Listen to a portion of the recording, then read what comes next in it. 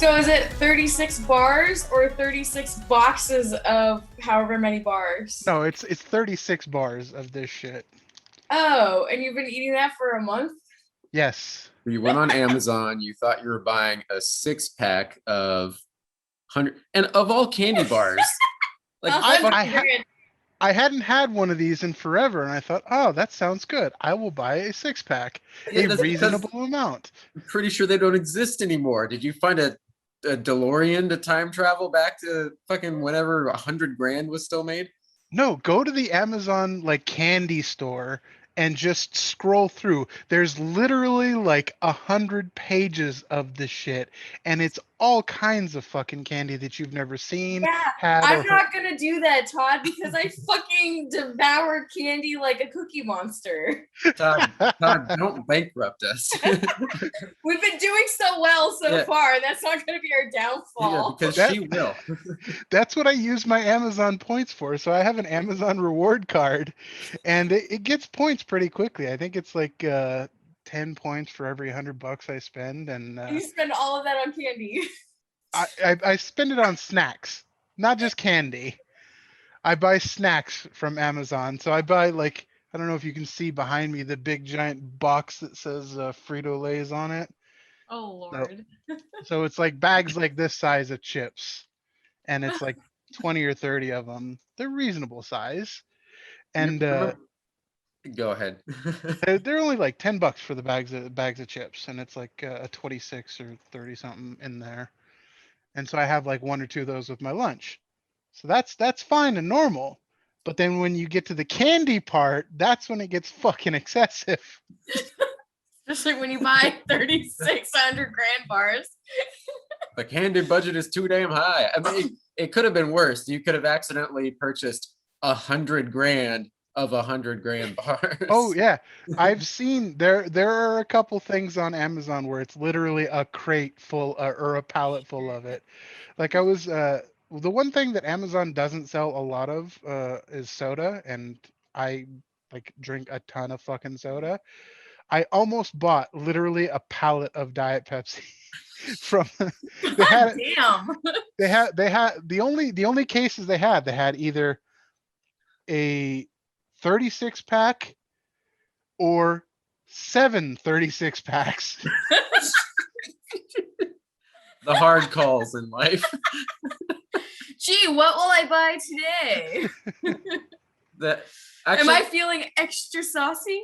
Honestly, it's actually not quite surprising anymore. Because at first I was like 100 grand, but like, how long ago did I see 100 grand? But I thought that Dunkaroos, for example, have long been, Oh, that was the gone. first thing advertised when I looked at. Yeah, apparently Dunkaroos are still a thing, and you can get them in bulk on Amazon. That was I was looking at snacks yesterday, and that was the very first thing, the Amazon featured item, Dunkaroos, like a 36 pack. It's like, what the fuck? I haven't seen Dunkaroos in forever.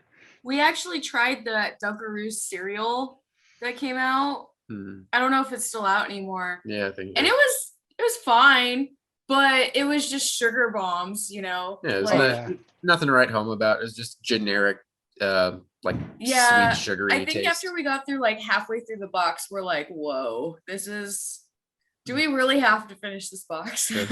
The beatus is rising. Oh jeez. Well, enjoy your 100 grand bars, Todd. Well, how many left do you have? Let me know I'm when only you find... down to 6. Okay. The original 6 that I thought I was buying. The original 6. Like the Avengers, you snapped away all the rest of the 100 grand bars. You're left with the original 6 now.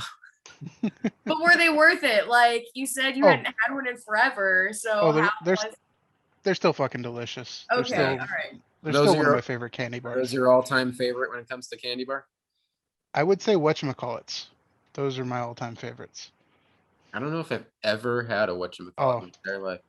It's really good. Do you like peanut butter? Yeah. Okay, yeah. It's like peanut butter with rice and chocolate and goodness. That sounds yummy. And goodness. It's extremely rare because, Meg's a sweet tooth. I will devour sugar. On the rare occasion that I end up having a candy bar, it'd be usually Butterfinger or Kit Kats. Kit That's Kats. anytime for me. Yeah. If I'm just like basic bitching my candy, it's Kit Kat or Reese's. Those are the two top basic bitch candies.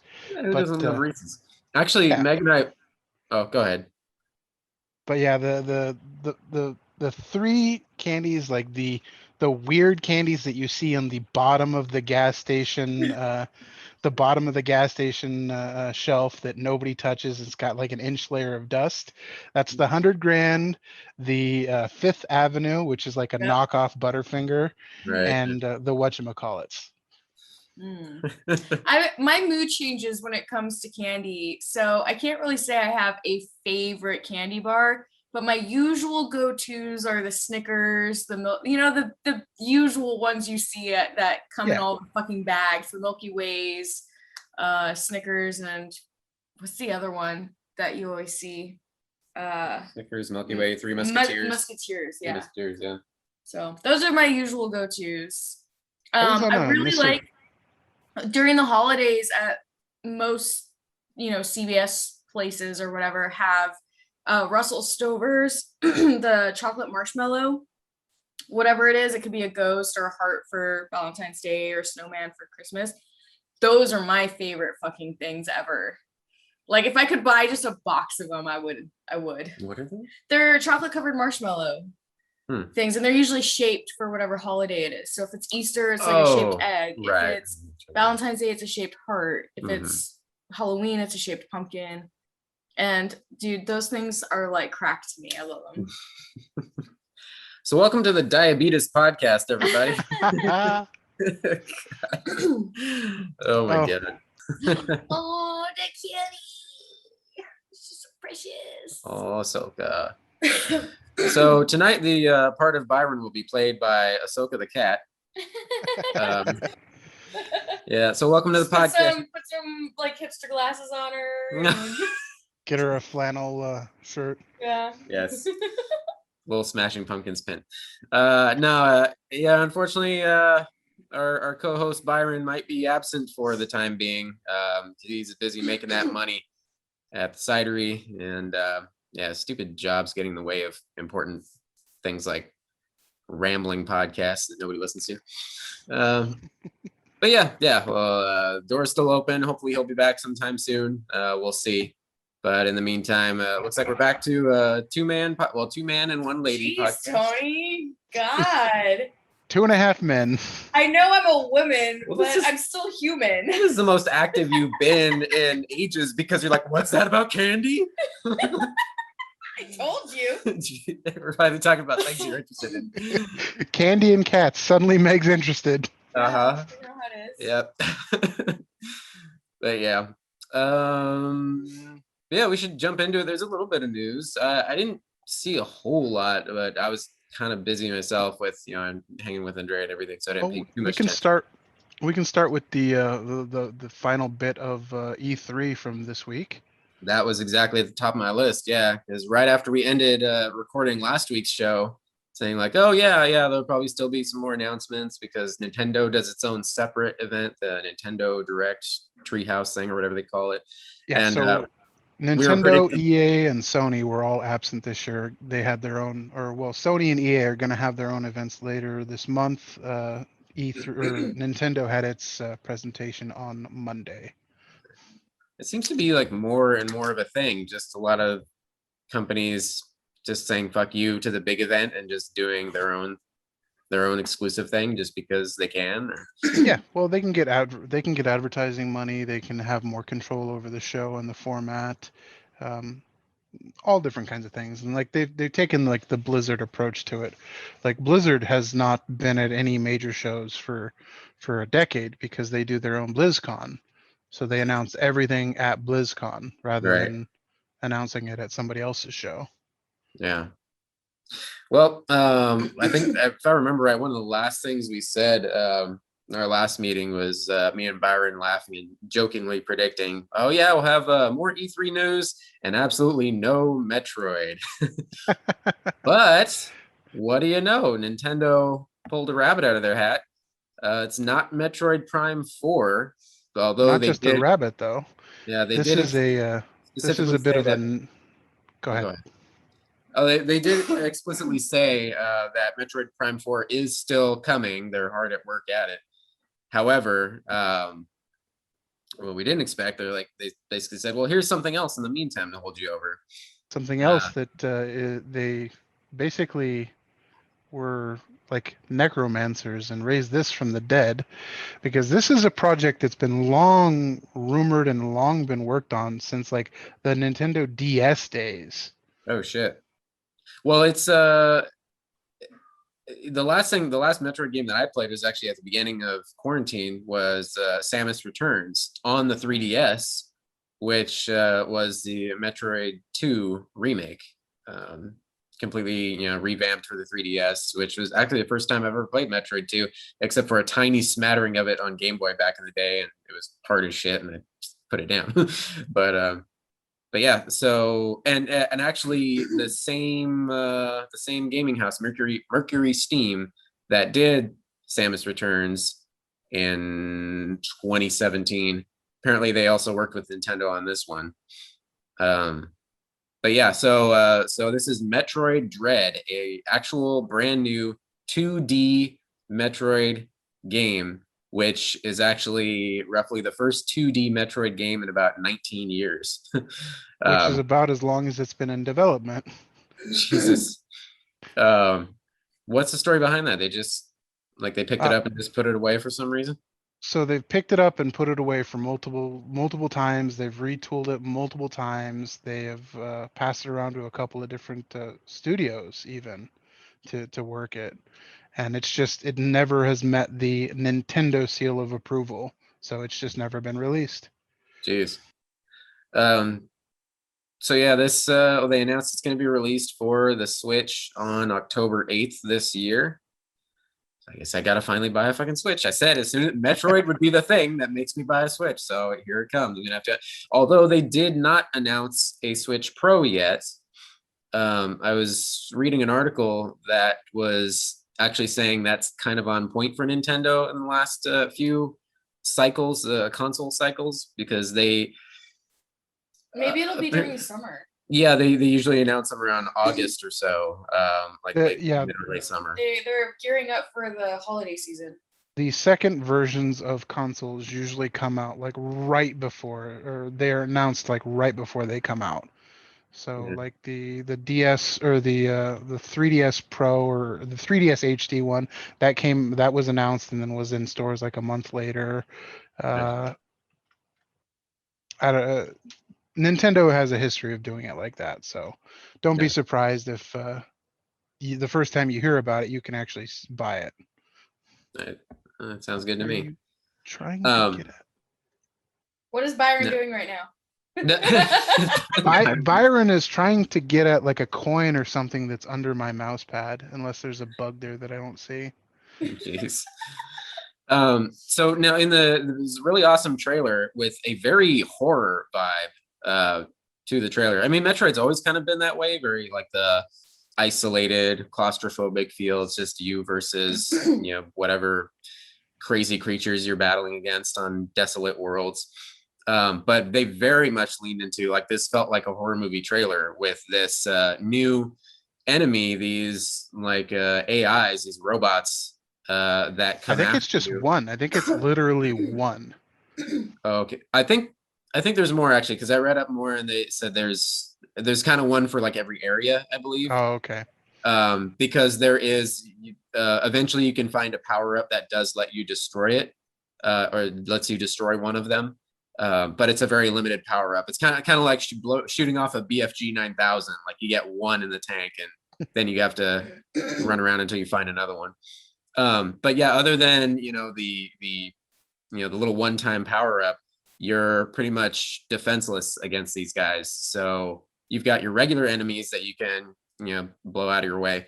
But if these like mega robot things come after you, it's kind of like Alien Isolation. Like the alien just chases you through the entire game. Like it's you don't always can't just escape there. from another room. Yeah, it's always there lurking. Yeah, that sucks. Yeah, so yeah, it looks pretty intense.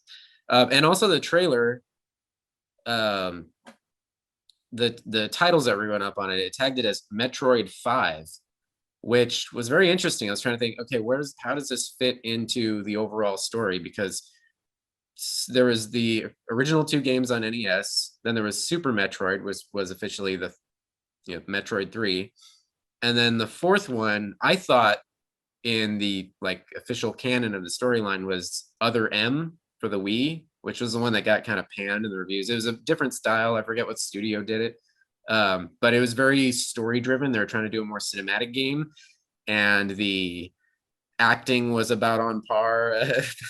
Early story driven, like a PS1 cutscene or something. Like it was really bad. I remember you were so excited about that too. Yeah, I didn't finish it, and I ended up just like watching the movie of it on YouTube, and even that was painful to get through. But I guess there was another one, Metroid Fusion, which I think officially they're calling number 4 in the lore. But anyway, yeah, so this is carrying on the story, which I'm happy about. So tired of like, no, this is a prequel, side offshoot, whatever. I mean, Metroid Prime is kind of its own prequel universe, and they're still working on number 4 for that. But this is going off into new territory. And is this still Samus? Because the costume looks different. The suit looks different. Oh yeah, still Samus. Come on, they could have people would riot. Tony would riot. I would riot. Yeah. Anyway, moving on. The other big one for Nintendo, finally, officially, Breath of the Wild 2. That was a lovely and pretty short minute and a half, nice trailer. Yeah, it doesn't really say shit for the story, it just looks like the first game. Yeah. Well, I mean, it's the same engine, the same graphics, everything has the same Which is game. why I'm excited about it, because I fucking love Breath of the Wild. Yeah, you got Link doing the free fall dive like the trailer for, I think it was Andrew Garfield's Spider-Man, the Spider-Man, where he's just like doing the cool guy can fall from the clouds. I liked that new trick that he can do where it's almost like a portal thing where he went through like the cliffside. Oh yeah, he goes up through a cliff. Through the rock. Oh yeah. Yeah, that looks really neat. Yeah, he earthbended. He did. Yeah, so they are definitely introducing more verticality to this one. Okay. But clearly he's like falling from the goddamn sky. Yeah. Nintendo said they have an official title for it, but they did not want to release it yet because it will spoil some of the story. So okay. Well, I'm fucking excited. Yeah, Breath of the Wild 2 when Ganon wins. Yeah, because I imagine they're not going to release it for the Wii U, which is what we have. So it'll have to be a Switch purchase. Yeah, everything's Switch now. What else? Maybe that'll be like a bundle with the Switch Pro. That would be a great Switch Pro launch title. Yeah, the first Breath of the Wild was the first bundle for the original Switch, so I wouldn't doubt it if that's the case. But it's not coming out till next year, so that means you have to wait a whole year. Yeah, that's true. I think the new Switch will come out this holiday season rather than next year. Yeah, that makes more sense. They'll probably, when Breath of the Wild comes out next year, they'll probably release a skin. Yeah, a special edition with the Hyrule skin on it or something. Yeah, pretty much. Anyway, what else did you see, Todd? For Nintendo, that was about it. There wasn't really much else games wise. I don't know if you guys play Five Nights at Freddy's. So there's a little bit of Twitter drama with that, and the original creator is retiring, and so the game's going to continue, but it's going to be under a new head developer. Well, I say head developer. It's been a one-man team pretty much the whole time with Five Nights at Freddy's, but he is passing the torch on to somebody else. Oh yeah. Other than that, not much else. There was an interesting trailer for an RPG LX2, which is a sequel to LX. I have never played it or seen it, but it looks really interesting. I highly suggest checking out the trailer for that. ELEX2. Yeah. Here's a blast from the past. And this is another one that I was like, oh, this always looked cool, but I never got around to them. I think the first one was, I want to say PS1, Fatal Frame, the Oh horror wow. series. Yeah, so there was apparently a new one for that, Fatal Frame, Maiden of Blackwater. I don't know if it's just, I don't see a trailer, maybe just this announcement with this little image, some creepy looking Looks neat. ring lady or something. But yeah, that was one. I think it was PS1 because I remember like I'd go to my friend's house and he had like the original Resident Evil, and like in a stack there was like Resident Evil, Silent Hill, and Fatal Frame. I think was the other one. But Yeah, any horror or spooky franchise that has a female villain or lead is a big thing right now, especially with Resident Evil's vampire mommy. yeah, that it's just yeah. Oh my god, it's like that's 2021 begins with just a slew, the internet covered with cosplayers of what 9 foot tall, big titty vampire lady. Is that what she is? Pretty much. Yep. And I see nothing wrong with this. I don't Yeah. either. No. I agree. Long live 2021. Everybody after 2020, everybody just wants to be crushed by dem thighs. Yep, that's it. I didn't catch the I was all focused on the Nintendo stuff. I didn't catch the Microsoft or whatever else. Or did we already cover those? Yeah, we already covered those last week. The only thing really interesting was Starfield's trailer, and that was super short. Okay. So. Before we jump off of gaming, this is something. This isn't really news, but I just thought it'd be a fun topic to talk about. And I'm bummed Byron isn't here because I bet he got some good answers. But I saw a random Kotaku article that was kind of celebrating SNES music, Super Nintendo, like classic games, and they were championing Waterworld as like basically a shit game, but with an amazing soundtrack to it. I don't recall ever playing it, but yeah, the music's pretty sweet. I'll have to I don't think I played it either. I'll have to cut in a little bit of this, but it got me thinking about that topic. You know, we always used to do our top fives. What are some of your favorite Super NES soundtracks? Can you think back? Oh God, that's putting me on the spot. Super Mario RPG for one. That the is soundtrack for that was amazing. probably maybe my number one. Yeah. F-Zero was pretty damn good. Yes. Donkey Kong. Yeah, Donkey Kong Country 1 and 2 for sure. I played 3 maybe once, but 1 and 2, those are like games I've played again and again through the years. But that I've listened to those soundtracks on YouTube, especially the second game, like while I'm working sometimes, or just like when it's like kind of like you put on a lo-fi station. Like sometimes it's SNES soundtracks, and that's definitely one of them. I love like the piratey music at the beginning of the second one. Yeah. Anyway, I just thought that was cool. Now I want to listen to just a bunch of retro game soundtracks. Meg finally started playing Stardew Valley again today. I was like, it's so good.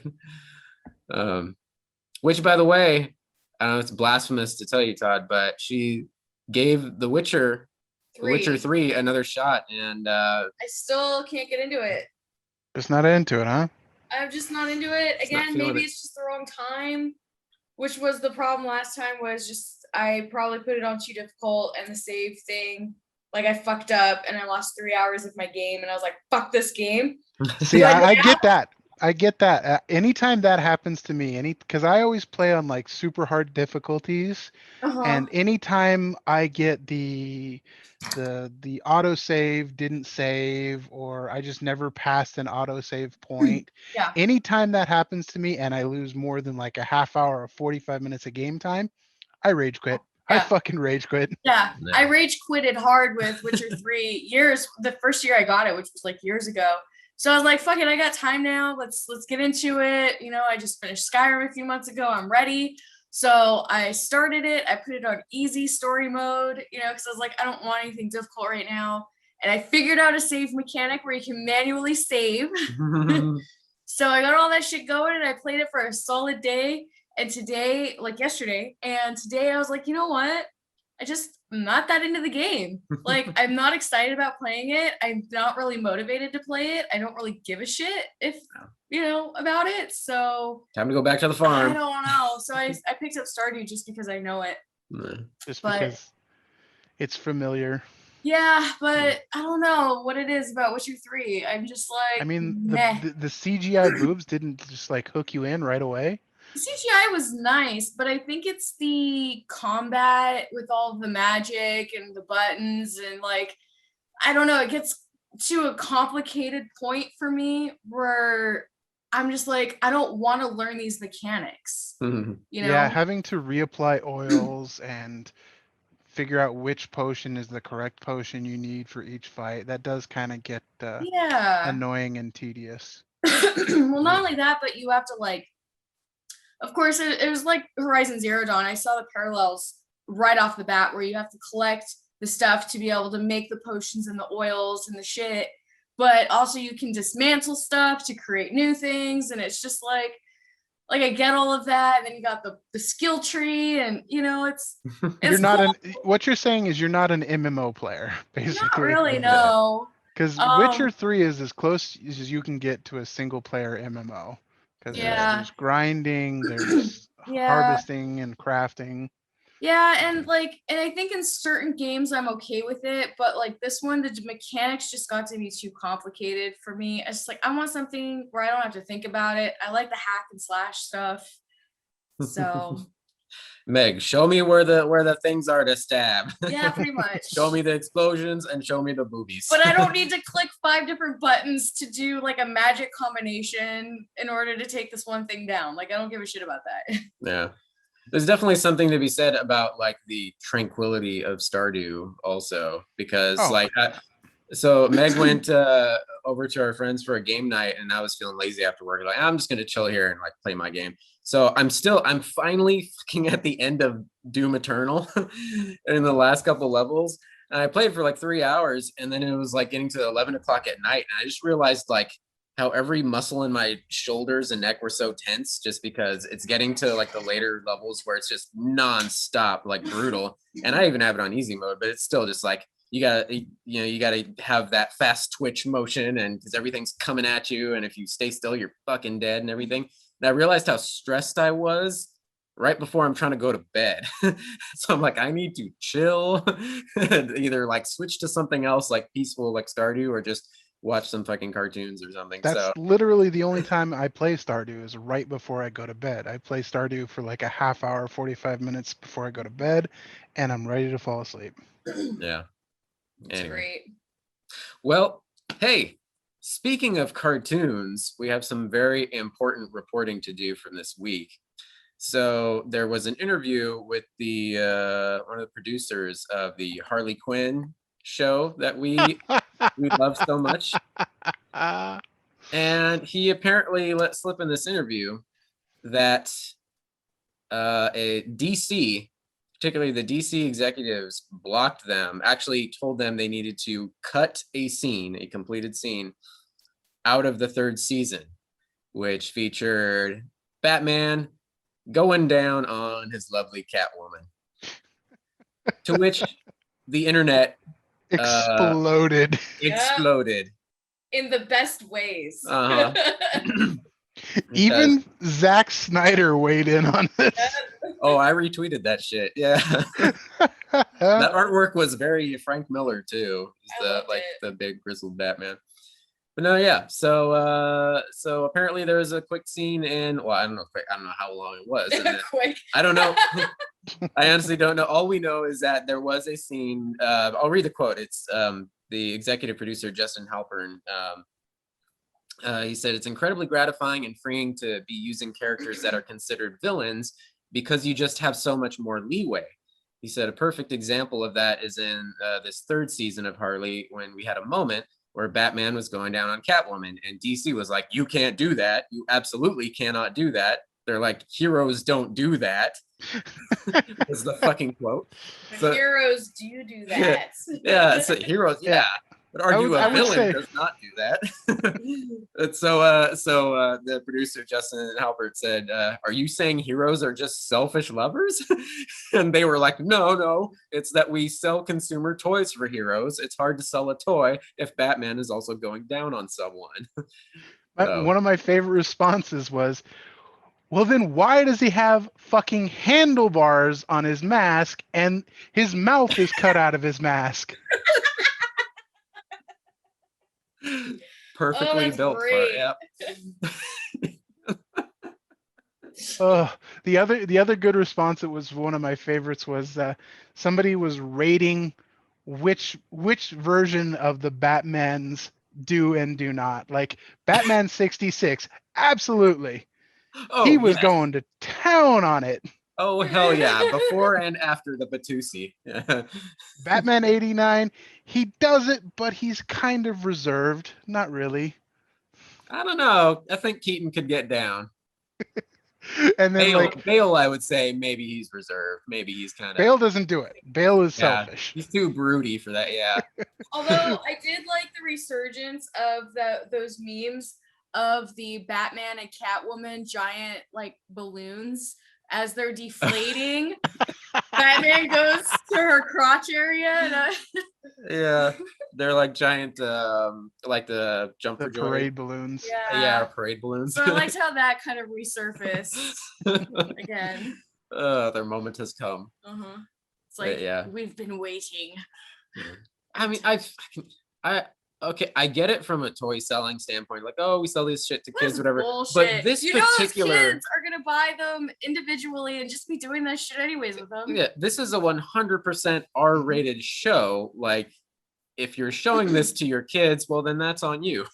Yeah, you're an irresponsible parent to begin with.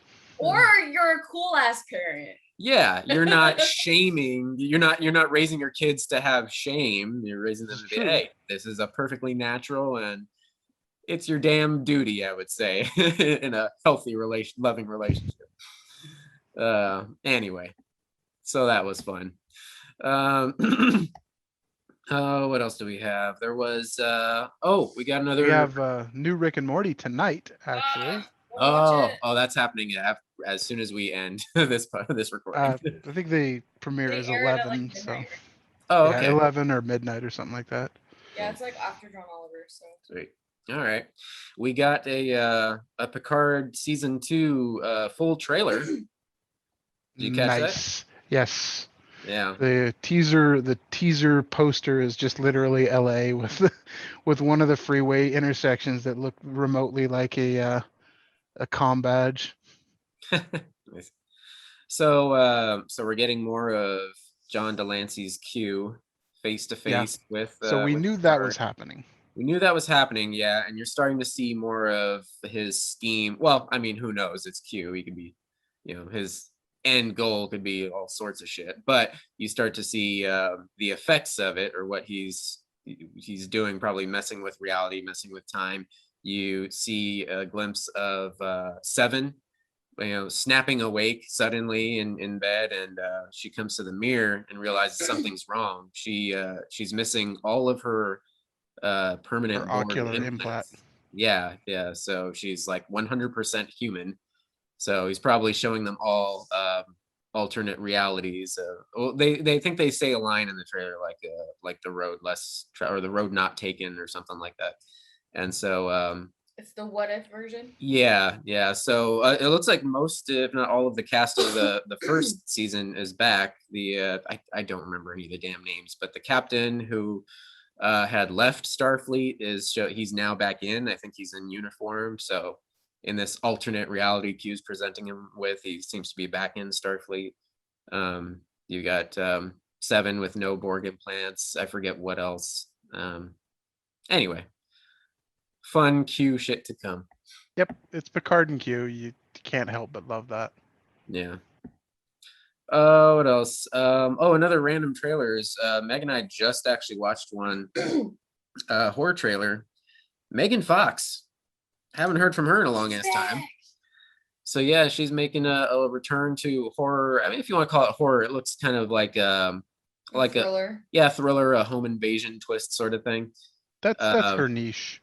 Yeah, so she kind of a survival home invasion thing. She shows her with her new husband or something like that. They're in this little cabin in the middle of nowhere, secluded lake house or whatever. And then next morning she wakes up and her husband's dead and handcuffed to her, his lifeless body.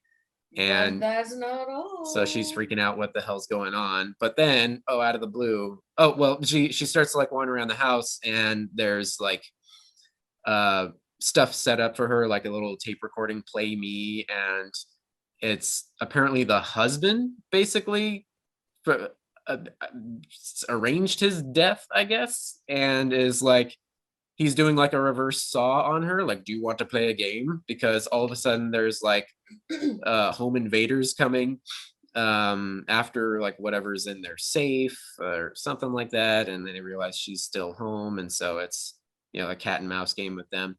But yeah, so her husband is dead or pretends to be dead or something, and then like leaves a message for like basically very much saw like you want to play a game. So I don't know. Meg said it was very similar to Gerald's game, which I've never seen. It's based off of a Stephen King novella. Okay. Oh, here it is. Yeah, Stephen King's Gerald's Game. It was on Netflix a few years ago. Oh, Mike Flanagan adaptation. I think he's the same guy that did the Shining remake, or not Shining remake, Shining sequel, Doctor Sleep. I'm pretty sure. Yeah, starring Carla Gugino and Bruce Greenwood. Oh wow. Oh wow. Oh wow. Wow. Wow. Oh, geez. It was good. I mean, it was like all right. That was a thing. It's interesting. There's another one I listed it here to talk about, but I didn't get a chance to watch the trailer. Lilith, a college student summons a succubus to get revenge on her cheating boyfriend, and of course, all hell breaks loose.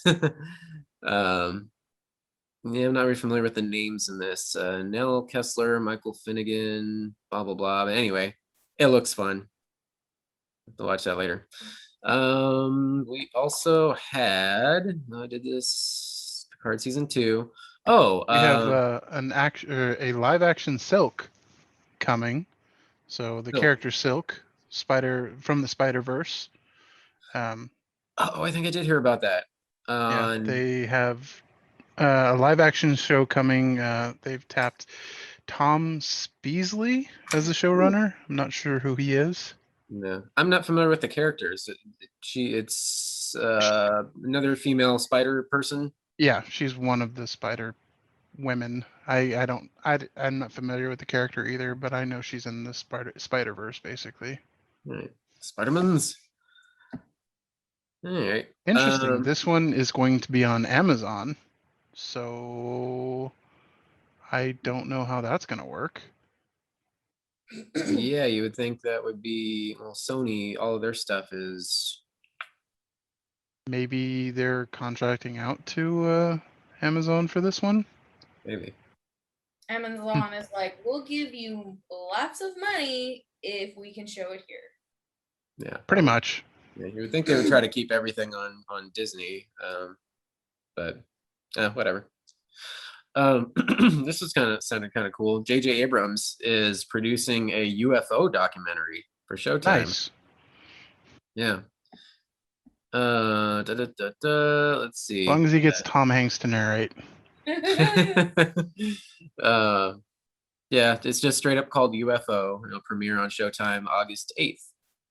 4-part documentary will, quote, look at what clandestine influence the American government, lucrative private companies, and the military may have in shielding the truth behind extraterrestrial phenomena to further their own agendas. So X-Files, basically, but in a documentary format. All right. Very cool. Is there any other? No, I think that was it for trailers. We got one quick little snapshot from the Flash movie set, and it had our very first look at Michael Keaton as Bruce Wayne, and a very slick looking car. Oh, car! I didn't see that one. Yeah, it was just a single shot of a black car. Oh, okay. But yeah, his look, they're nice slick short hair, all white, all gray white, and a very slick I'm like, like dude, a he is yeah, white. well, a very slick dark blue suit, and people on Twitter immediately put it next to back with old Batman from Batman Beyond. I And assumed that's what they were going for in the first place. oh yeah, yeah. I mean, they haven't officially said, I don't believe. I mean, it's been in the rumor mill for quite some time that like they're setting up a Batman Beyond sort of universe. But all we know officially is that, of course, he is in this Flash movie. It is a multiverse movie, because of course featuring at least 2 Batmen. But specifically, that look pairs perfectly with the old Batman, old Bruce Wayne from Batman Beyond, like even the color of the suit and everything. So that's Yeah, pretty so cool. there was a bit of a Twitter frenzy when those came out because we know Affleck is pretty much done. Even though he wants to come back and do his Batfleck movie, Mhm. if he gets the reign that he wanted from the beginning, but Yeah. he's only contracted for one more appearance as Batman, and it's going to be in this film. Oh, okay. So he is pretty much done, and people are kind of pissed off, like saying, "Give Batfleck his movie, give Affleck the reign that he deserves." And then Yeah, also the rumors are Cavill is done as well with That's Superman. that's been going back and forth for a while. When those rumors first picked up, he went online, and I think he posted a like a picture of the suit like in his closet saying, "Hey man, like relax guys, it's still here and I'm ready to go for plenty of more adventures." But since then they've announced that like that spin-off or like kind of alternate Superman movie. I think it was going to be a black Superman, or I think they walked that back. they walked that So back. Yeah, it's hard to take any news from Warner Brothers and DC because they just so rapidly change gears. yeah, like I'll believe it when I see it. we did see the Supergirl suit, and compared to the CW suit, it looks fucking awful. Oh, really? Yeah, Oh, I gotta look it up. I haven't seen Supergirl Flash movie.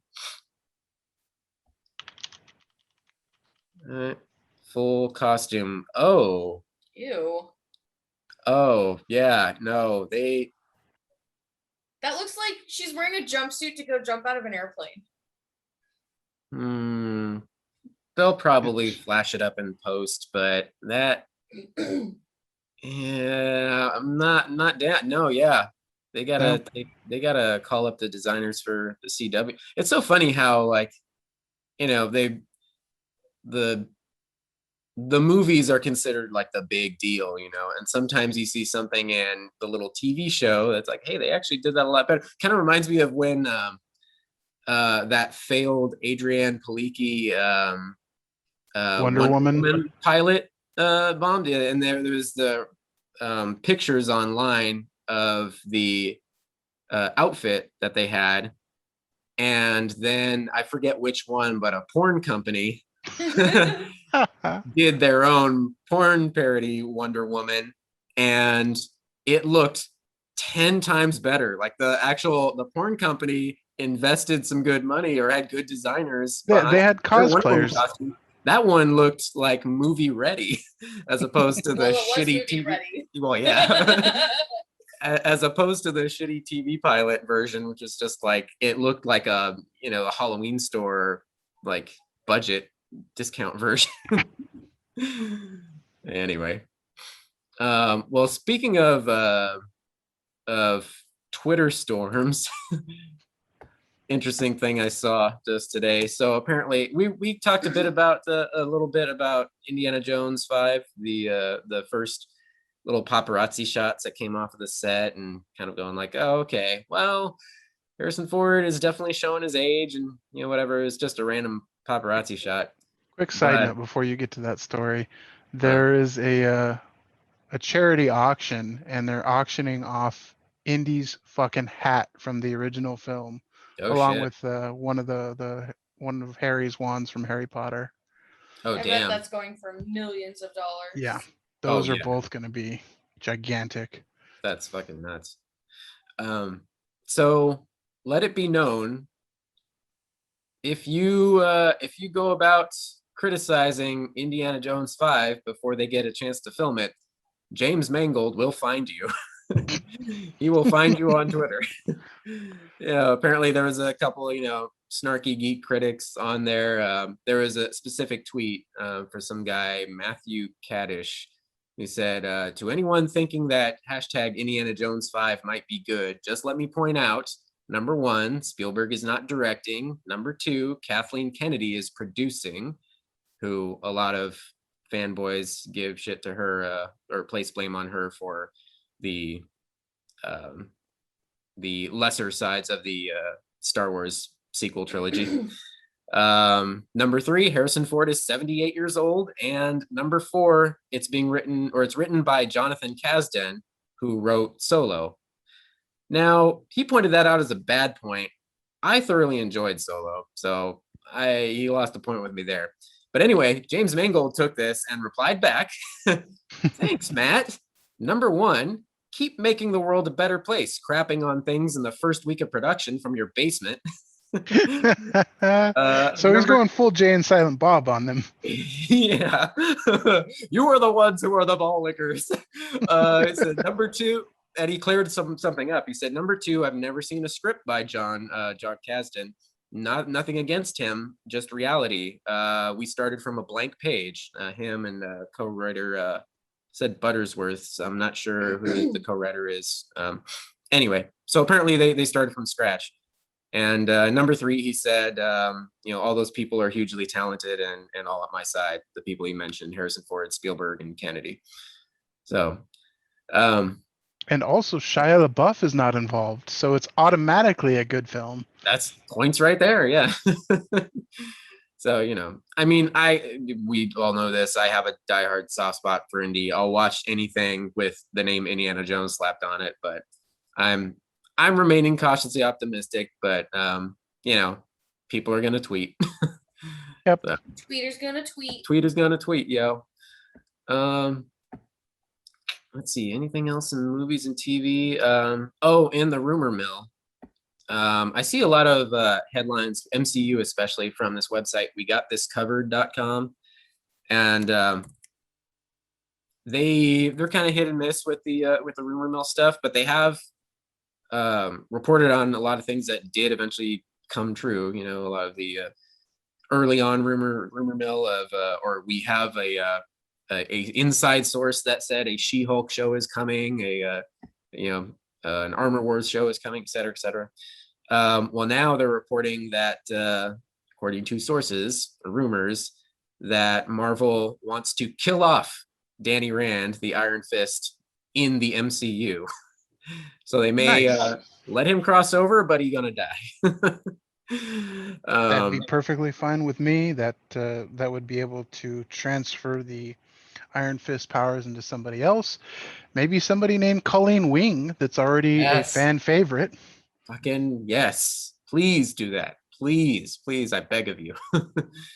And another rumor I saw in their most recent headlines that, we know Deadpool is officially making his entrance into the MCU with Deadpool 3. But now there's reports that who will be coming after him, but the TVA, the Time Variance Authority. Oh, that would be amazing. Which would make sense if he's the sort of fourth wall breaking, sort of like self-aware comic book character in a movie. He's a variant even in his normal universe. Yeah. He's already seeing behind the curtain, so that makes sense that the TVA would want to be coming after him. That'd be fun. Just give Owen Wilson a cameo in that, and it'll be perfect. Perfect. Yeah, that's all you need. Just shows up like it's an end credits stinger. He just pops out of a time door, and Deadpool's like, "Oh fuck." That's the one fuck for the film. Yeah. And that's honestly that's all I have. I don't know if you saw any other movie, TV, and gaming stuff. TV or movie, we have another fucking actor added to John Wick 4. Sweet. We have Hiroyuki Sanada. I probably butchered that name, but he's the actor that played Scorpion in Mortal Kombat. Oh shit. Yeah, that's a good one. That is a good one. Down with that. He's one of those Asian actors that I think if you see the face, you're like, oh yeah, I'm sure I've seen him in a thousand things. Yeah. Yeah. And he's always amazing, so that's cool. All right. Well, I guess speaking of the TVA, should we get down to it? Sure thing. Did we? Oh, you wanted to. We were finally going to get up to speed on Bad Batch, and I did. And now Byron's out here to talk about it.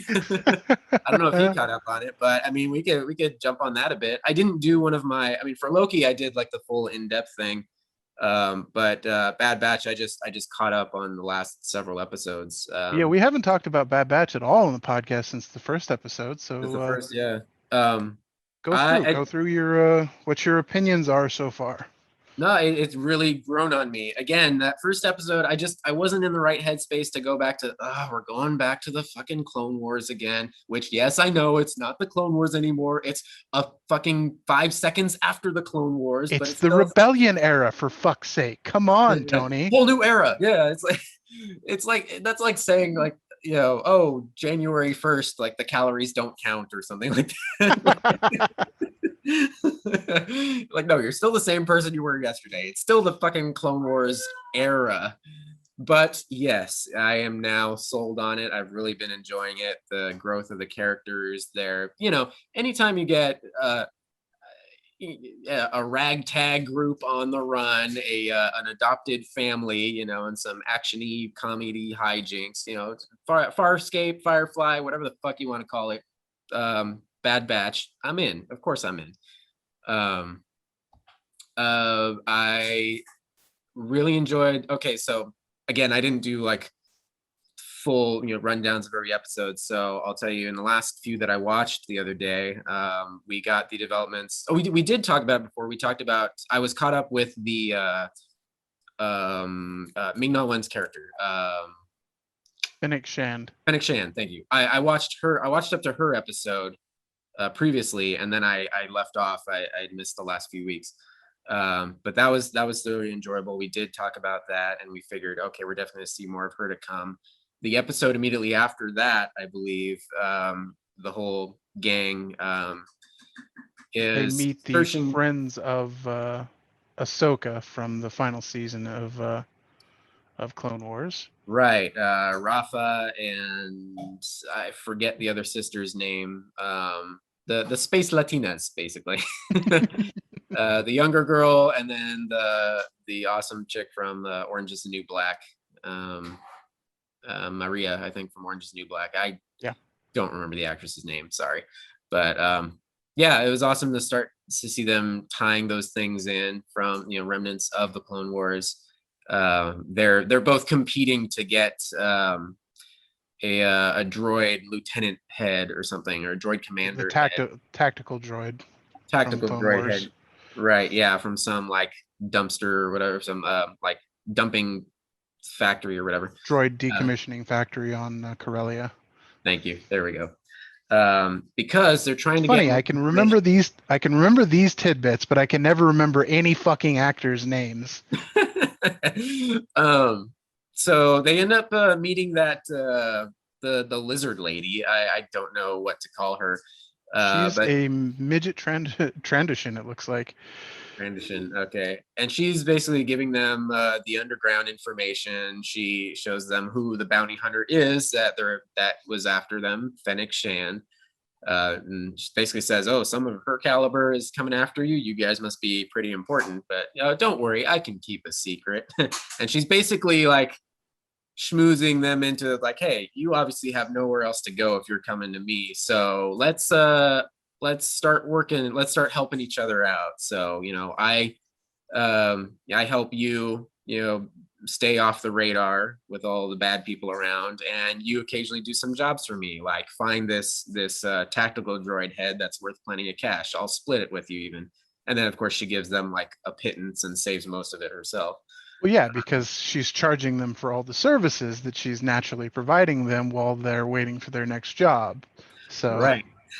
Yeah. And then we get the funny scene of like, oh, all of these provisions that they're burning a hole through their wallet, and they're like, wait, what are you talking about?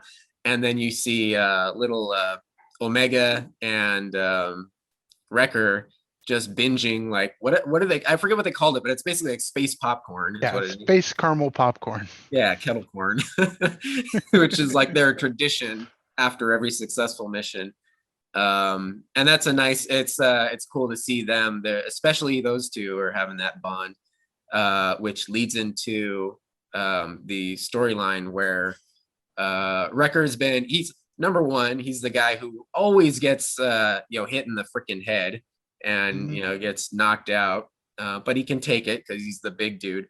However, with malfunctioning clone chips in their heads, it's not very wise to keep knocking that shit around. So you get a very spooky moment. I think in that same episode is where we first see it, the tactical droid head thing, where he gets knocked down and he starts whispering says the line. And, good soldiers follow orders, which means the line that we see Crosshair say the moment Order 66 is ordered. Yeah, the programming is starting to kick in, which up to this point we thought, oh, thankfully they're immune just by their genetic anomalies or whatever, or alterations. But apparently not. You get knocked in the head enough times and it could kick in. So now it's a race against the clock, which in the next episode, thankfully, we run into Commander Rex. Yay! Yay! So Rex is back. Who happens to have all of the knowledge he needs to get one of these chips removed. Yeah, and the second he finds out, like, wait, you guys still have your chips in? And he starts like reaching cautiously for his holster. Basically tells them like, no, this is a ticking time bomb. Like, you guys got to get that shit out. Come with me. And so they do. Come with me if you want to live. Come with me if you want to live. Yeah. If you don't want to turn into Terminators.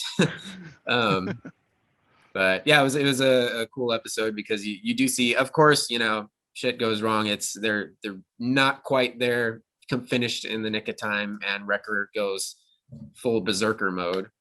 Also, quick side note: that planet that they go to is the planet from Jedi Fallen Order, which is what I thought Byron would really get a kick out of.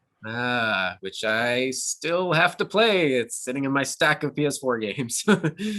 But yeah, so that's cool. Obviously, of course, thankfully they're able to knock him out and get him back in the machine to finish the procedure, get his chip out.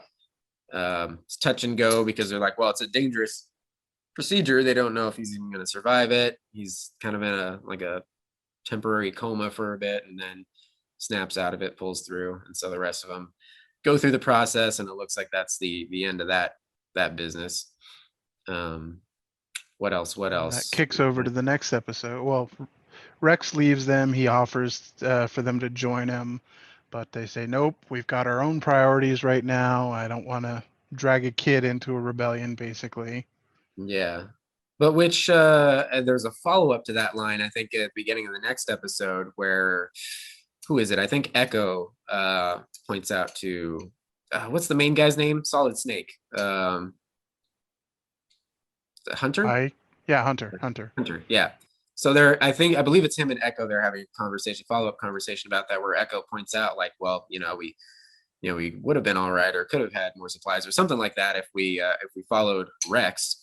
And then Hunter pulls the same line out of his ass, like, oh, he's following his own path, whatever. And Echo's kind of like, that's BS. Like, what are we doing? Like, we're soldiers through and through. Like, this is the life.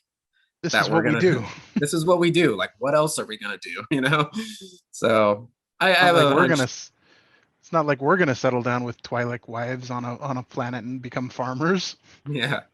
Yeah, I have a hunch we haven't seen the last of Rex Oh, of course not. in this series. I mean, we know, of course, we see him later in Rebels, but yeah, I got a hunch that their paths will cross again pretty soon.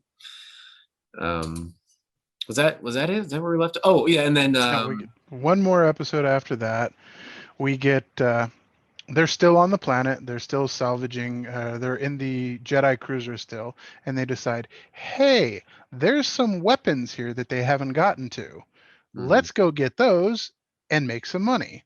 Yep. We can avoid paying what's her name all of this money and just make some money on our own. Yeah. And they go to the armory, and it's so great. Wrecker Wrecker is newly healed and back to his old self again, and he's like a kid in a fucking candy store with the explosives and then the giant wall of proton torpedoes that are in there. Yeah. Oh. Isn't there a moment where he messes with the kid? He's like teaching her like, Yeah, well, that's how it you have starts to off. learn how to defuse one of these mines or grenades or something, and he just like sets off the charge. Like the timer is ticking down. He's like, "Oh, you better snip the right wire," and he's like 10, 9, 8. Like it's oh, you're coming close to it. He's like, "Too late, run! Oh God, we're all gonna die!" And then it's just like it's a smoke bomb. It's like a smoke flare. You think I'd actually give you a live bomb? Yeah. Yeah. But this is the reunion episode where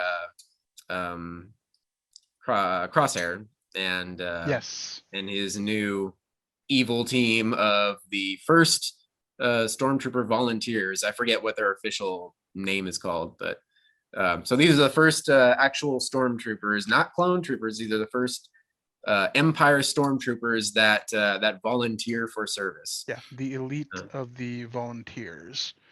Yeah. One of them I still maintain looks like Janina Gravankara's character from Battlefront. Oh, I'm not familiar. The what's her name? But it's from the Battlefront series of games. Okay. Could be. There's a little Easter egg in there. Yeah. Yeah. Okay. So yeah, they have a close call with Crosshair, although they're in the wreckage of a I think it's an old Jedi cruiser. Yeah, it's the same cruiser from the previous episode. Right. So yeah, they end up escaping through I forget, it's either one of the weapons bays or like the actual engine bay, but so they go through both. They go through one of they go through the gun deck, and that has the big guns on it, and they say that's when they encounter Crosshair the first time, and they shoot off they redirect power to the guns, they shoot the guns off and collapse the entire room, and then they get out through the engine. Yeah, and then they actually essentially set off the engines in Crosshair's face. Well, he sets it off to burn them, and then they reverse Uno card it, and they blow off the like cone around the engine, and that's what gets Crosshair. Gotcha. Yeah. So he gets pretty fucked up, and I think kind of had like Anakin parallels with the face burned up and putting on the bandages over his face. Yeah, and I think that's pretty much where we leave off. Just I'll get you next time. Do you think they'll be able to capture him and get the chip out, or he's a goner? He's a goner. Yeah. Because I think even before the chip malfunction, he was a bit more of a by the book type in the group. He was the tight ass of the group, and then they enhanced his chip once they captured him. So I think I don't think there's going to be a reversing of that programming. Right. Yeah. All right. Yeah, I'm enjoying it, and we still have quite a few more episodes. Right? You missed the most important part of that last episode. What was that? You missed the final scene. I forget. Yeah, refresh my memory. How could you forget the reappearance a fucking Cad Bane. Oh shit, that's right. Because it's Cad motherfucking Bane is back, baby. Right, your boy is back, Todd. Unfortunately, he kidnaps Omega, so he's an Right. asshole. I remember now. Okay, yeah. But Yep. yeah, Cad Bane is back. He's missing his duster, which I thought was interesting. All of the other characters pretty much have kept their same costume from Clone Wars, Mhm. but his costume is a bit different. Yeah, I don't remember if they ever pointed out if he lost it in Clone Wars or maybe he just didn't have it on in the moment. He's Space Eastwood. We all know. I mean, Yeah, yeah. but I mean that's part of the characters. I mean that's part of the look of the space western is you got to have that space duster on. Yeah. I think if I recall, they even threw in like the spaghetti western music in Oh, there. absolutely. They hammed it the fuck up. Yeah. They hammed it the fuck up in that scene. That's good. Well, yeah, that'll be fun. And we'll actually get some closure to the character, Yeah. which I don't even is remember good. what his last appearance was in Clone Wars. I remember there was So there was supposed to be a bounty hunter arc at the end, and that's how Boba Fett gets his dent in his helmet. His Cad Bane shoots him, okay. but they never did end up showing that. Hmm. All right. Maybe, yeah, maybe we'll see all that play out. Possible. Cool. We haven't seen Boba Fett, so we might get Boba Fett in this. Yeah. Cool. All right. I think it's about high time we get our Loki on. Oh yeah. Yeah. So Loki episode. This is just episode 2. Yeah, I can't believe it. These episodes are so fucking long. It seems like we've had much more. And Yeah, not in a bad way. They're long in a good way. yeah, they're little mini features and they move. Okay. We open with, and this felt like some throwback Joss Whedon shenanigans because we open with, of all the geeky things in the world, a Ren Faire. 1985, and even the little bit that immediately as the TVA agents, the hunters, come through the time door, the first person that sees them like is a pissed off Renaissance fair ladies like, hey, you guys, you're not in costume. Like, some of us need this. Come on. That was my favorite line from the whole episode. Yeah. Some of us need this. Like, oh, yeah. We've got nothing else going on in our lives, for fuck's sake. Just Yeah. give us this one thing. I forget where it took place, but it was somewhere Midwest, like Oklahoma or something. Yeah. Yeah. But basically, we see another freaking TVA team ambushed. Surprise, surprise. The variant is hiding in the shadows and uses some kind of mind control to have one of the agents attack the other. And this kind of threw me and Meg off for a moment because holding out for a hero plays. Oh, Now, granted, God. the scene is in 1985. I think it was actually at first it just seemed like, oh, the show is just choosing to have this as the background music. But then after rewatching it, because I watched it once just with Meg clean, and then I rewatched it and paused for notes and stuff. But rewatching it, I realized, oh, it's actually playing over the speakers at the Ren Faire. The intercom. They entered like some little like arena tent or Yeah, something. because there's supposed to be like medieval combat going on, so they need music. They need epic combat music. So in '85, that's going to be holding out for a hero. That's gonna be it, yeah. Which is yeah, but That song is having a moment right now. Oh, it is. Yes, it is. It was in the He-Man trailer. It was in this.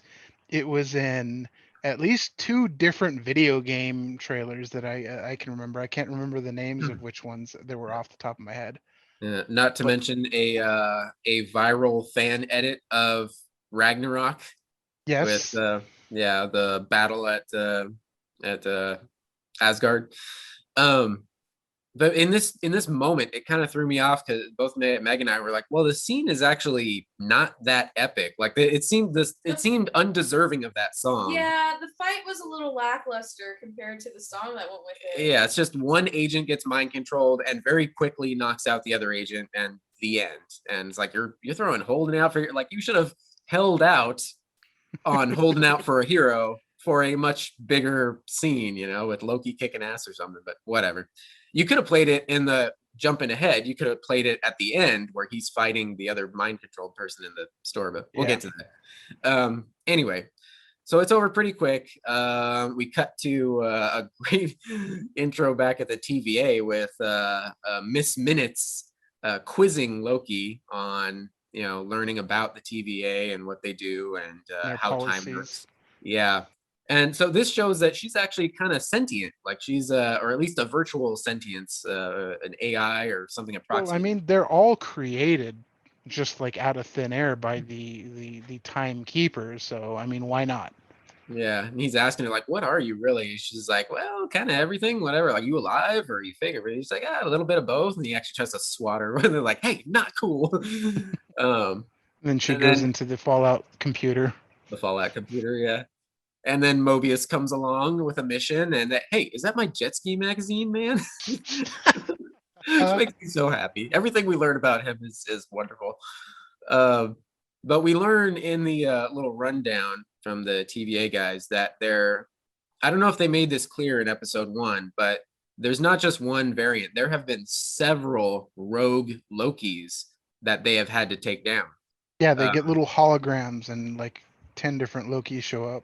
Yeah. One looks like practically like a Hulk. Another one, like they're all different flavors. It's weird. One's wearing a fucking biker uniform, not a motorcycle biker uniform, but a Tour de France style biker uniform. Sports Loki.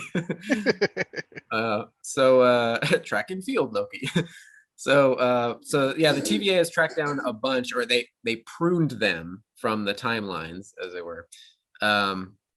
So they go back to the Ren Faire and they find out that one of the agents is actually kidnapped, C20, Hunter C20. So Loki starts to make a big speech about how they're walking into a trap. The timekeepers are in greater danger than you realize, blah, blah, blah. And Mobius calls his bluff. Like, no, he's fucking lying. Like, just don't listen to him. And you realize, oh, this is just another like look. This is reminiscent of actually Ragnarok, where by this point Thor like knows that everything that comes out of Loki's mouth is a fucking lie, and so he's for once he's actually ahead of him because he's like, no, I know you lie like every chance you get, so no. I like how they're making Owen Wilson's character like above being manipulated by Loki. Yeah. Like every time you think, oh, well, Loki's kind of like, like he's got one over on him, and sure enough, he comes like Owen Wilson's character comes back and is just like, no, fuck you. Yeah. I like that. See, like he wants to give him a chance, but he knows like, nope, no, I'm not gonna be played by you, and he holds back. But yeah, so they cut their losses. They know the agent's like gone or missing for now, so they just reset the timeline and bail. And then we cut over to Mobius chatting with his boss lady, Ravonna is her name. And she talks about him having a soft spot for broken things, which is why he's giving Loki a chance. And Mobius defends it, saying like, hey, like, who knows? Like, can't people change? Isn't that part of like what we do here? Like, like the timeline and everything. And she keeps, harping on how this is like a huge case. The timekeepers are all over it like never before. Like they want this variant caught. This is a big deal here. And this is your last chance with this, favorite Loki of yours. And this is the second time Mobius mentions at least twice something about Ravonna having her other favorite analyst or some other analyst that she goes to. Yeah, because he notices a pen that she has him use to sign some paperwork, and it's a pen that's got some high school name on it, and it's not from one of his missions. While all of her other trophies that are on the wall are from his missions, that one's not from his mission. So she's got another right-hand man that they haven't revealed yet.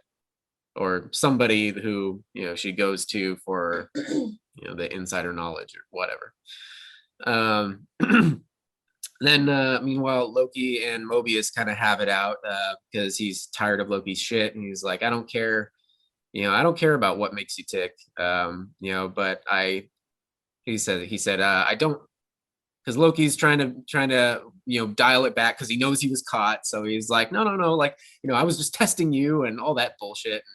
And Mobius is just done with it. He's like, no, I don't care about you or what makes you tick, but I believe that you'll help us catch this variant, not because you want to be a hero or because you believe in the TVA, but because you are so arrogant that you know that this variant is better than you and you can't take it. And then Loki keeps trying to get back at him. He's like, no, I'm 10 steps ahead of you. I've been playing my own game this whole time. And instantly Mobius, oh, what? Charm your way to the timekeepers and con them and seize control. And then Loki's face just drops. He's like, oh, fuck. He's like, no, yeah, like he knows, like, of course, like I've studied your whole freaking life, like every minute of your life, like I know, like you can't wait to double cross us, like, ooh, big reveal. But then Loki, of course, he's like, well, okay, so why are you in there defending me? Mobius says, okay, you can believe whatever you want. Either I take pity on you because I see you like a scared little boy. And he calls him an ice runt. which I'm glad that they're actually calling back to Loki's true heritage, because we haven't really heard any of that since the very first Thor movie. Well, Like, he mentions he's the rightful king of Jotunheim, so.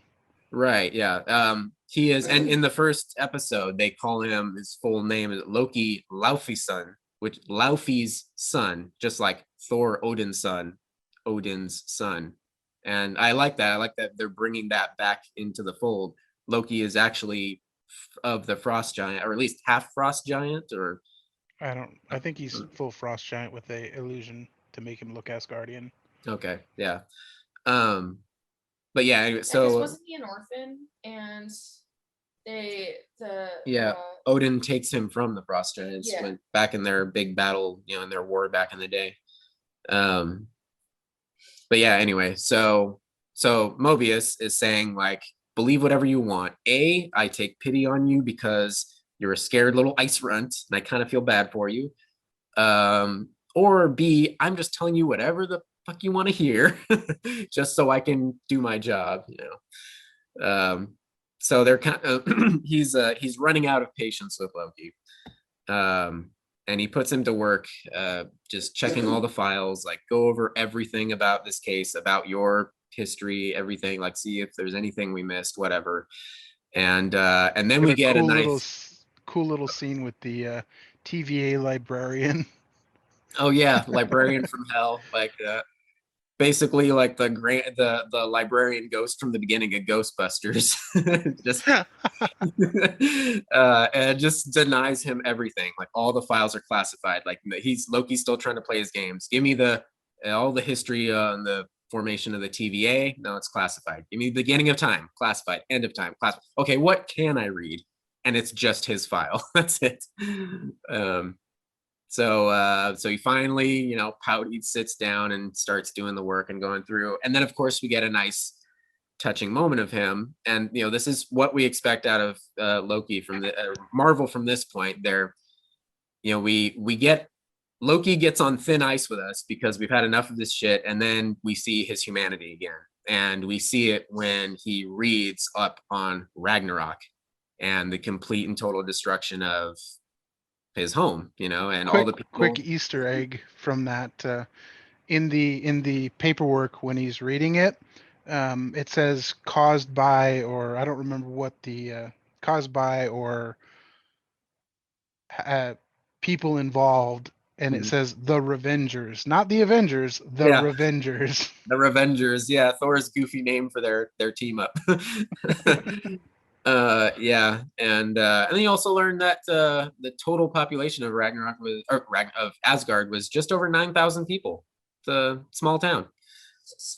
Yeah. Anyway, it's just a small town, boy. Yeah. So where were we? Oh yeah, so yeah, so lonely world. I was waiting for someone to pick that up. yeah, You failed, Tony. I got it. I was just moving along. I was. So yeah, so we get a touching moment. It kind of makes him tear up. But then he goes, wait a second. And he's reading all these files and he realizes something. And so he goes to bug Mobius on his damn lunch break. He's eating the salad. And cue all the salad memes from this past week because he fucking wrecks this salad. Loki realizes that the variant is most likely hiding in apocalyptic events. It makes sense because like you go back in time and you start fiddling with things that aren't meant to be fiddling with, and what happens? The TVA catches you because the time stream starts to skew. It's the butterfly effect. You like blow a butterfly flaps its wings and a hurricane forms on the East Coast. That thing. Right. Yeah. So that's what naturally happens. Hence, that allows the TVA to detect those variants and come and get your ass. But in this case, you realize, oh, big flaw in your security. If I'm the variant and I go to a disaster of epic proportions, an apocalyptic event, like say Ragnarok, no survivors, whatever, this place is guaranteed to be destroyed, everything around it. So I can go say, push Hulk off the Rainbow Bridge and I can set fire to the castle. I do whatever I want and it doesn't matter. I don't get detected. The time stream is still intact because no matter what, Ragnarok is coming to blow everything to smithereens. Aha, big light bulb. So he says, let's test it out. It's a great premise, by the way. Yeah. I never saw that coming. That's a really smart, I think, story line to go with. Yeah. So Loki's all excited. He's like actually contributing to the team. Like, let's try it out. Let's test it out. And they go to Pompeii. Great scene where they're testing out the theory and it works like a charm. Of course, Mobius doesn't want, like, let's do can you do bird calls? Like, what? And so he just jumps on the freaking, like hay barrel and just starts yelling at everybody in Italian, like, you're all gonna die. And then like clockwork, a minute later, volcano starts erupting. And he's throwing shit around. He's like, enjoy your last meal. Nothing matters. And yeah. Oh, and that's I really wish they would have done that a couple of times just to nail it home for Owen Wilson's character. He's like, he's not sure. So we need to see it like 2 or 3 different times with different ones. Yeah, let's be extra sure about this. So yeah, they prove their theory. And what's interesting is as they're looking up, so then they go, okay, let's start looking up natural disasters. Those make the more, I forget what the reasoning was, but those make the most sense for, the variant to be hiding out so he doesn't get caught. But it was interesting to me that you start to hear, and they kind of comment on it like, wow, it's just one thing after another. As we get into like the late, 2000 era, or the 2000th century, it's just one natural disaster after another. Like climate change, anybody? Kind of funny. And what they end up landing on,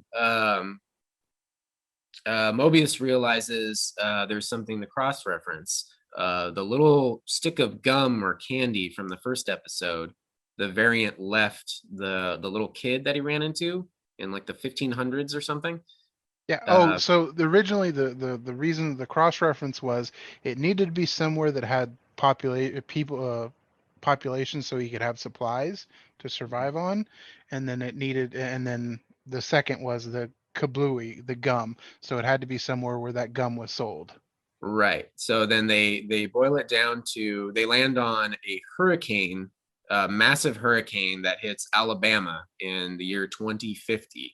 And so they go there to basically a giant future Costco or Amazon warehouse or something.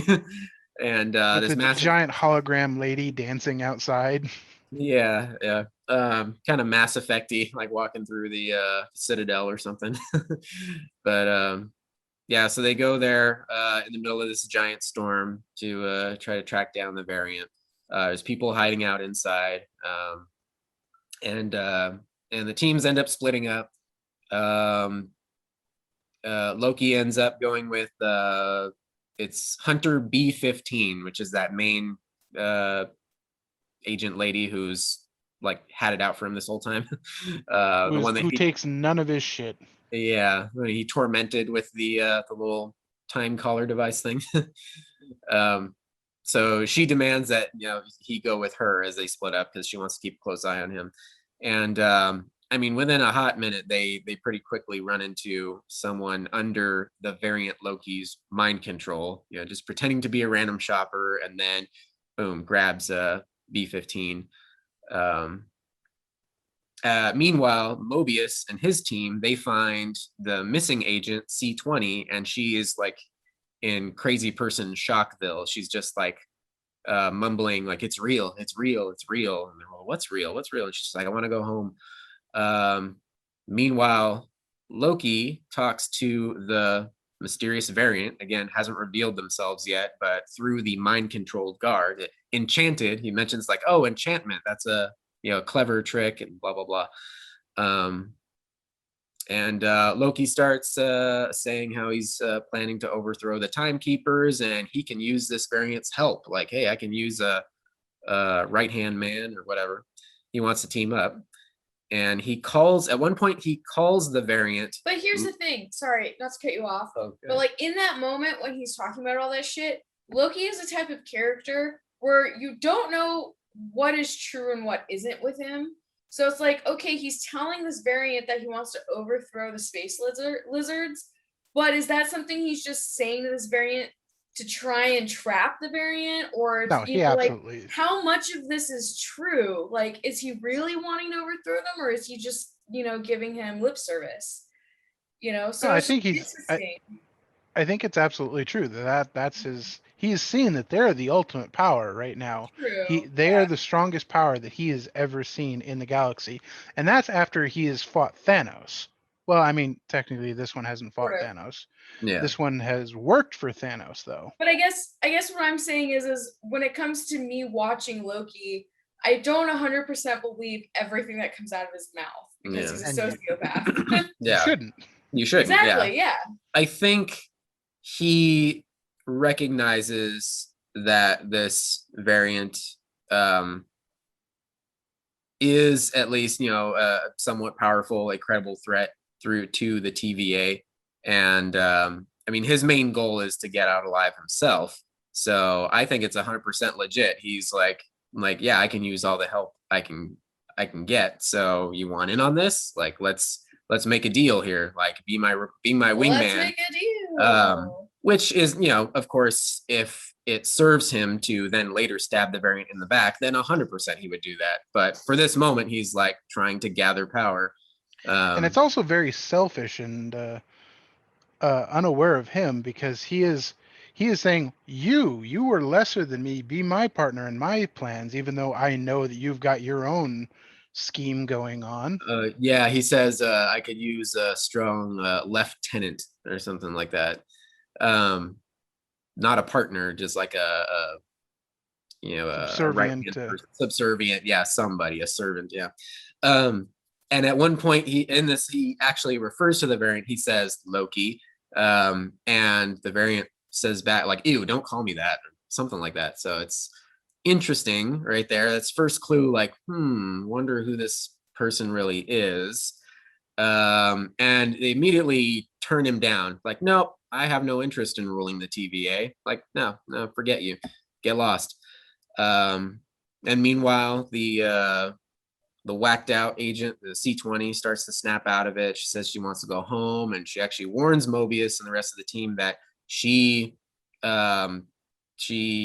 told the variant everything. Like, no, you don't understand. Like, I told them how to get to the timekeepers. Like, shit's gonna go down.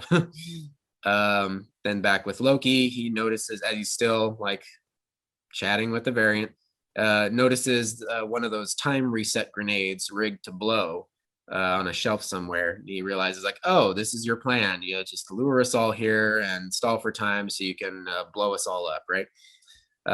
Then they have a big fight, or rather, Loki fights with mind control switches over to some big biker looking dude. So Loki has to fight some big hulking dude. And it's a funny fight because it's a very serious fight, but at the same time, it's hilarious to see him like swinging around vacuums and shit. But eventually he gets knocked down. The big guy finishes setting the charges or a timer for the charges. And Loki keeps yelling about like, come on, reveal yourself, you coward. Like, what do you really want from me? And then the variant reveals herself. She says, brace yourself, Loki. Dun dun dun. This isn't about you. Ah! Very Marvel, You're twist in the so story. vain. Yeah. So then we see the whole freaking store is loaded with all these stolen Oh, time yeah. grenades. Lights up everywhere. Yeah, they light up everywhere. They activate, but then they immediately get portaled away to where we don't know. But then back at the TVA, whoop, freaking red alert, hands to battle stations. The screens are showing the time stream is branching all over the place. Yeah, the Like first guy at the desk is panicking and he shuts down, doesn't know what the fuck to do, and then the other guy picks up immediately and just knows, yeah, we've got variances on every possible whatever the fuck he says. he says someone just bombed the timeline, like bombed the sacred timeline. And we see like red line events triggering all throughout history. And there's I'm sure I didn't go back and like pause or like go for the screen grabs, but I'm sure somebody's broken down every single location, Oh every yeah, little Easter egg. they're all events from the MCU. They're all Yeah. locations from the in the biggest one, the biggest one that stands out was Voromir. That is where Red Skull right is stuck as whatever weird space ghost, not space ghost coast to coast, but a weird ethereal space ghosty skull form of his former self, guarding the soul stone. Yes, where Black Widow died and Gamora died. Right. Yeah.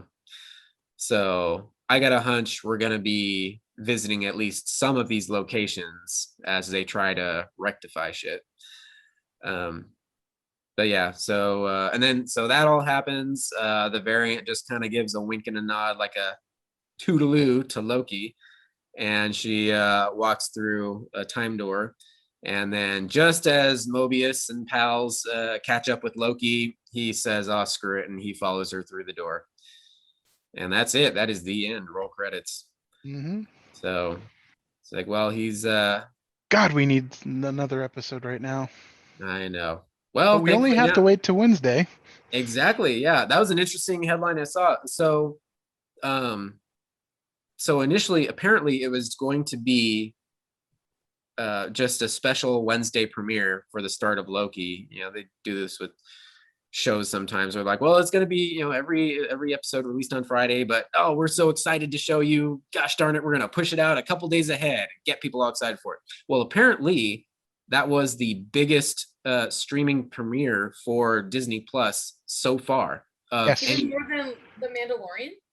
I think so, yeah. Yeah. So it was so successful that Disney decided from now on all their new releases are coming on Wednesdays instead of Fridays, which I guess makes sense now that like quarantine is over.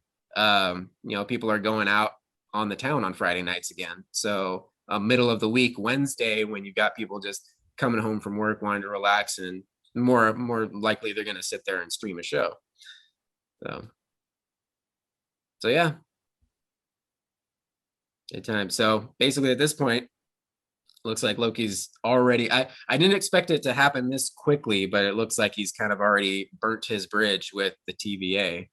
I mean, maybe he could spin it back like, oh, I couldn't let the variant get away or something. Yeah, I don't know. I think that's likely going to happen, and he'll be back with Owen Wilson sometime. Yeah, even if the official, the rest of the TVA like just is like shoot to kill orders or something, like Owen Wilson will still pair up with him at some point. He'll throw him a bone, he'll throw him some crumbs, like, hey, I brought you back this information, or I know where she's going to be headed next, or something will have them still have a tentative partnership, or the fact that it's a she to begin with. Yeah.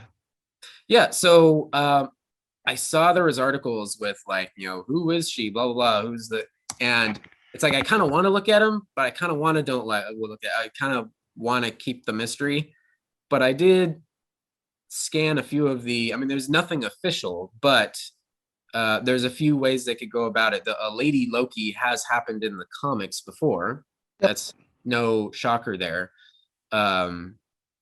There's been runs where there's been Lady Loki. I think there was a version they said where basically Loki gave his powers to just some random woman, some random civilian from middle of nowhere, basically just to fuck with her and see how her life would become chaos with these intense powers. So exactly what Loki does.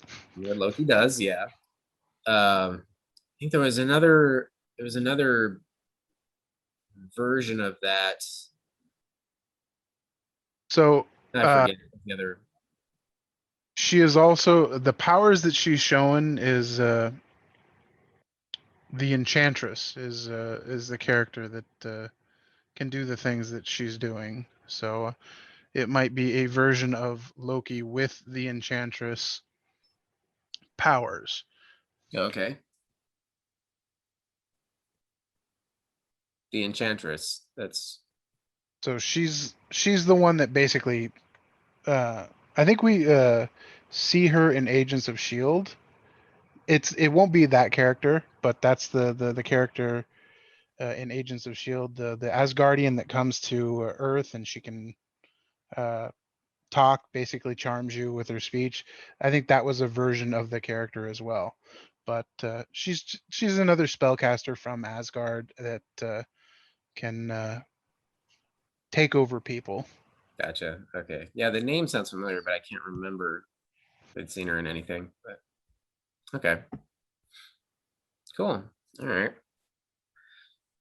Well, I honestly have no idea what's coming next.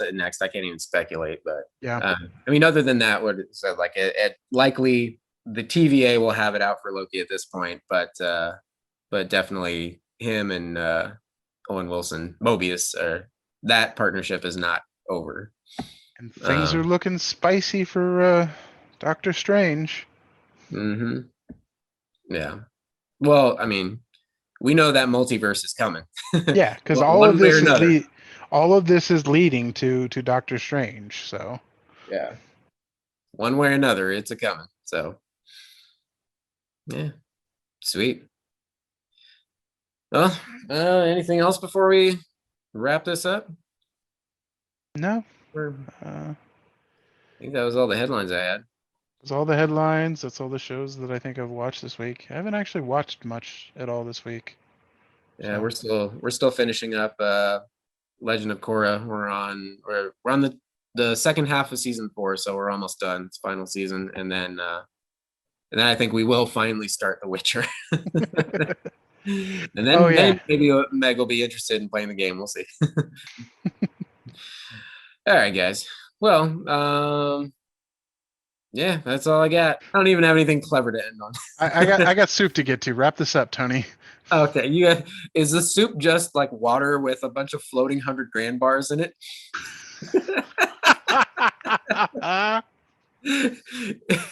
Is the broth chocolate and nougat?